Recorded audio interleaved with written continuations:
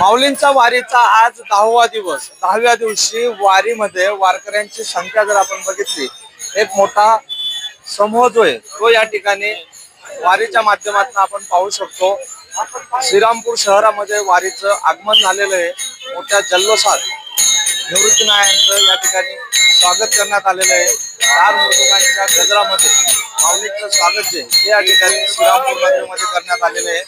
खरं तर वारी त्र्यंबकेश्वरवरनं पंढरपूरकडे ज्यावेळेस प्रस्थान करते त्यावेळेस अनेक तालुक्यांमधनं माऊली वारकरी संप्रदाय जे असते ते या ठिकाणी सहभागी होत असतात आणि त्र्यंबकेश्वर निघाली वारी ही हळूहळू लाखाच्या संख्येमध्ये या ठिकाणी वारीचं रूपांतर ते होत असतं. मोठा उत्साह जो आहे तो या वारकऱ्यांमध्ये दिसून येतोय. खरं तर आता 100-150 किलोमीटरचं अंतर जे ते वारकऱ्यांनी या ठिकाणी वारीच्या माध्यमातून पार केलेलं आहे. माऊली आपल्या सोबत आहेत. माऊली, वारीचा काय आनंद मिळतोय? खूप आनंद मिळतो वारीचा. वारी म्हणजे काय? वारी म्हणजे एक आपलं माहेरच. आम्ही असं पंढरपूरला माहेरीच चाललो असं वाटतं. तुम्हाला काय आनंद येतोय वारीमध्ये? वारी चालल्यामुळे खूप आनंद होतोय. आमची सोय पण खूप छान आहे. काय पांडुरंगांची आस लागलेली आहे का भेटीची? हो, भेटीची आस खूप लागलेली आम्हाला. आपण बघू शकता की एक उत्साह जो आहे तो या ठिकाणी वारी चालल्यामुळे आम्हाला एनर्जी खूप येते आणि म्हणजे खूप आनंद होतो आणि त्याच्यानंतर आहे ना माणसं म्हणजे सुख समाधानी राहतं. वारीमध्ये कुठल्याही प्रकारची अडचण येत नाही. एवढं बोलून मी माझं.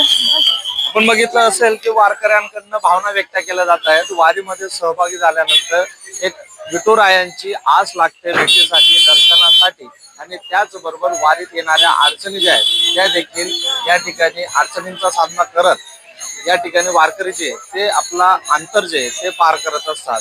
एक मोठा समूह जो आहे तो या वारीच्या निमित्ताने पंढरीच्या दिशेने या ठिकाणी निघालेला आहे.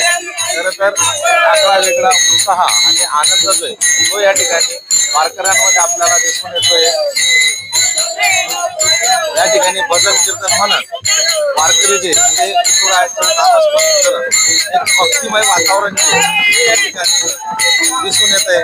खरं तर याच वातावरणामध्ये पंढरीकडे वारीची ही अशाच पद्धतीने वारीचा प्रवास जो आहे तो सुरू राहणार आहे. कॅमेरामन तुषार जगताप, विशाल पाटील, अहिल्यानगर, श्रीरामपूर.